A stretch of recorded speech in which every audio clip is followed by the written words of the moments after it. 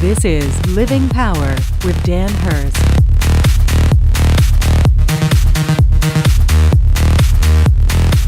Then we are to live, as Jesus explained that his role was, we are to live to offer eternal life.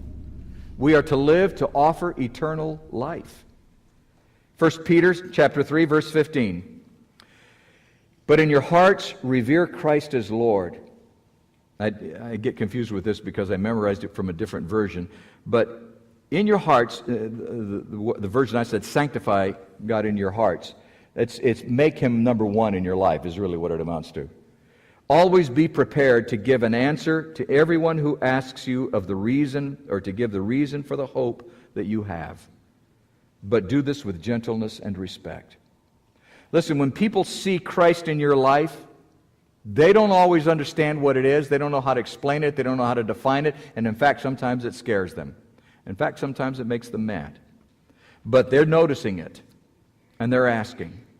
They're wanting to see if that's true in your life. Charlotte was sharing with me last Sunday about how somebody that she didn't even think paid attention to her. She didn't think this woman even particularly liked her. And this, 3 years? 3 years later, she came to you and said, I want you to know that I've been watching you and appreciate your testimony. Listen, people are watching. We don't even know it half the time. We don't even know it. They're noticing it. I remember one time somebody came up to me, and this is when I was doing radio, somebody came up to me and said, Are you a Christian? And I said, yeah, I am. Well, yeah, but you have fun.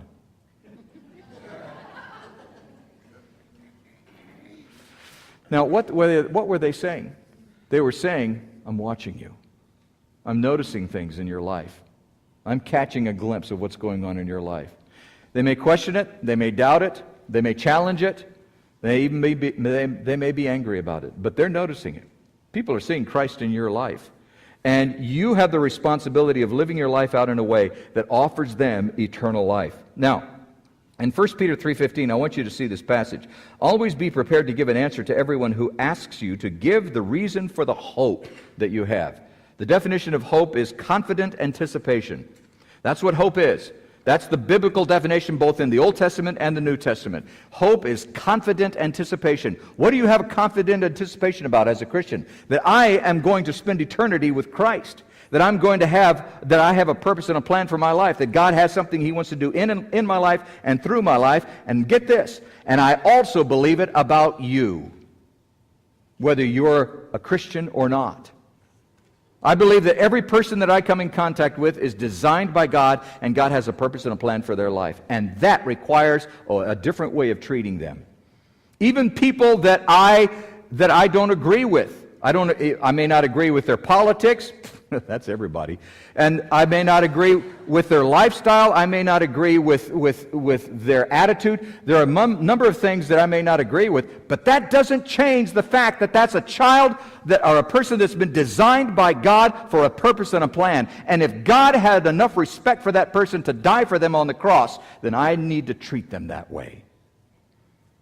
I don't have the right to shun people because I don't like them. And you know how hard that is for me.